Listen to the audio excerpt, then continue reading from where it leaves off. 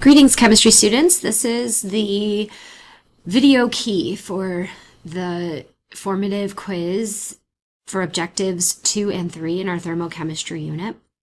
The first question shows us a heating curve, and all you needed to do was match the different segments to the description. So the first one is energy is absorbed and increases the motion of molecules. Well, if the motion of molecules is increasing, then that means that your temperature is increasing, and therefore it's got to be one of the lines that are on the diagonal. So if we look at our answer choices, it's not going to be a point, so it's not going to be B or D or E, and the only segment AB that is on the diagonal is listed as an answer choice. So your answer here is segment AB.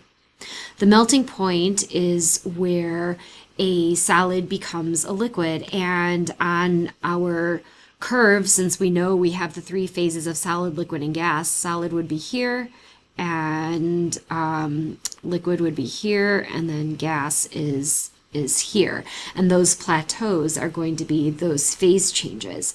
So the point where a solid becomes a liquid is the melting point, and therefore that would be point B.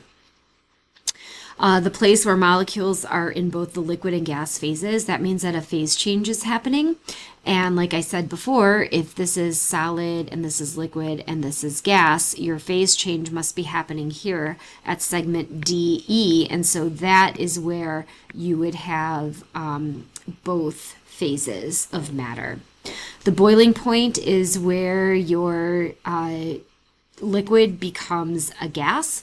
And so again, if this is solid, liquid, and gas, the point where the liquid is going to start to becoming a gas would be here, and that would be point D. And then condensation is where the gas becomes a liquid. So now that is going to require us to go from the right-hand side of our graph over to the left. And so condensation is actually going to begin here at point E. That would be our answer there. Okay, moving on. Another heating curve. So segments 2 and 4 indicate where phase changes occur. Which statement explains why segment 4 is longer than segment 2? Recall that if you have a longer segment, that means that you are adding more heat energy here. And the reason why this happens at point 4 instead of 2 is because it takes a lot more energy to completely separate liquid molecules into a gas, instead of just adding enough energy to allow for solid molecules to kind of wiggle and slide past each other in order to form a liquid. So your answer for this one is our second choice here. It takes more energy. But I mean, the clue here is that it takes more energy. It's longer because here if you look at the ends of our red here for number 4, there's a lot more energy being added than what's happening here for point 2. Okay. Next, we have the phases of matter, and you have to decide whether these are all endo or exothermic. Well, when we are melting, we are moving from a solid to a liquid. So the solid molecules have to absorb energy to move faster. So that's going to be endothermic. Condensation occurs when a gas becomes a liquid. And so our gas has to release energy, those molecules have to become less energetic to become a liquid. So that's going to be exothermic, where energy is released. In sublimation, the solid has to absorb a lot of energy to become a gas and to completely skip that liquid phase. So that's going to be endothermic. And then freezing is when our liquid has to lose energy to become a solid. So that's going to be an exothermic process. All right, in question number 4, we have 100 milliliters of 4 degrees Celsius water being heated. The temperature is going to change from 4 degrees to 37 degrees, and we have to calculate the amount of energy needed to cause our rise in temperature. So for this, we are going to use our Q-SMAT equation. where Q is equal to the S value for water, which is 4.18. I give that to you in the problem. We need to multiply that by the mass of our water, which, since we're using 100 milliliters, that translates into 100 grams because 1 milliliter of water equals 1 gram. And then we're going to multiply that by the change in temperature. So remember that delta T is equal to T final minus T initial. And our final temperature was 37. Our initial temperature was 4. And so that means our delta T value is 33. And so 4.18 times 100 times 33 gives us 13,794 joules. And so that is our answer. Next, this is a calorimetry problem.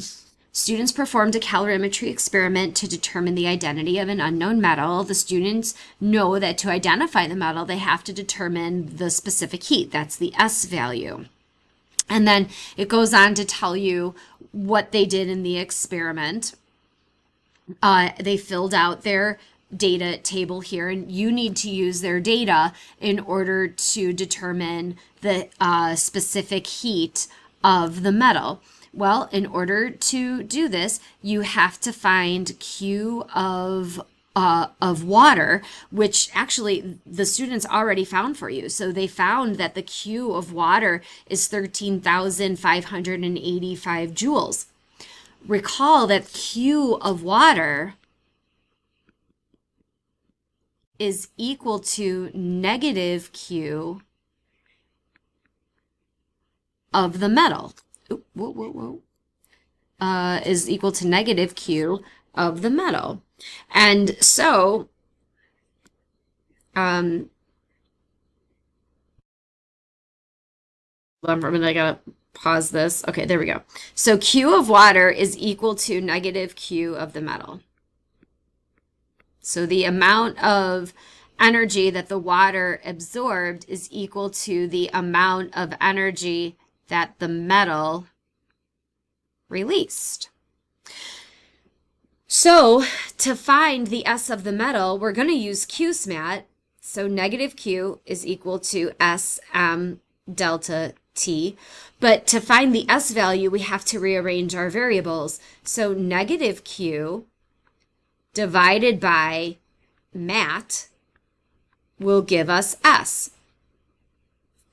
Now, remember that the S value has to be less than 1 for a metal, and it also has to be positive. So like right away, I can tell what our final answer ought to be, 0.79. But just for the sake of making sure that you know how to do this, just remember that negative Q is negative 13,585 divided by the mass, which is 278, times delta T, which is negative 62, and then that will give us the S value. And once again, that is going to be 0.79 joules per gram Celsius. Okay, so now this question says, the data table from the experiment is below. Consider the metal in the calorimeter in the experiment the system. Is the system endo or exo, and how do you know? Well, in order to answer this, the thing that I'm going to look at right away is right here. I want to see what was my change in temperature for the metal. Since the change in temperature is negative, so if delta T is negative, we know that this is exo. So right away, when I take a look at my answer choices, I know that this one's wrong because it says endo, and I know this one is wrong. So I've got 2 choices left. So is it exothermic because the temperature of the metal decreased while the temperature of the water increased? Well, let's look at the temperature of the water. The initial temperature of the water was 23 and it became 36. So yeah, it did increase. So that's most likely my answer, but don't discount your the other answer either. Let's make sure. Is it exothermic because the temperature of the metal decreased? Right away, I know this is wrong because the temperature of, the temperature of the metal decreased and the temperature of the water decreased. Well, I already know this is wrong because we just said that the temperature of the water went up. So your final answer here has to be our top one. In the experiment above, you heated a block of metal to 98 degrees and placed it in 23-degree water. After a few minutes, the temperature of the water with the metal submerged in it changed to 36 degrees. What happened to cause this change? So we took a block of metal, which is 98 degrees, and we put it into water, which started out at 23 degrees, but then it changed to 36 degrees. So the water heated up. In order for the water to heat up, it had to get its energy from somewhere. Well, where did it get it from? Our block of metal. So energy had to flow from the hot metal to the cool water until the energy was distributed evenly. Remember that energy always flows from a hot object to a cooler one. Finally, it says that you cool 85 grams of lead from 200 degrees to 1 degree. You know the specific heat of lead and you use the equation Q equals SM delta T to determine the amount of energy lost from the lead sample. Would you expect Q to be positive or negative, and why? Well, right now, I know that if I have something that starts out at 200 degrees and it changes to 1 degree, well, it obviously lost energy. And if energy is lost, that means that delta T has to be negative.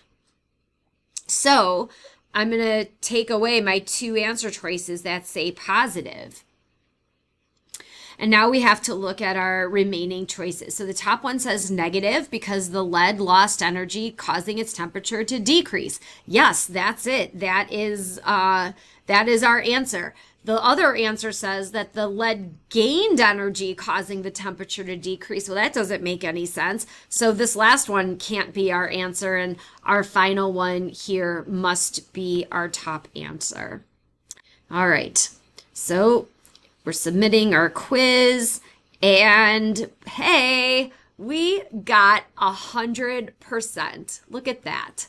All right, folks, I hope that this helps you out. Make sure that you are doing your work today, and I will see you soon. Bye.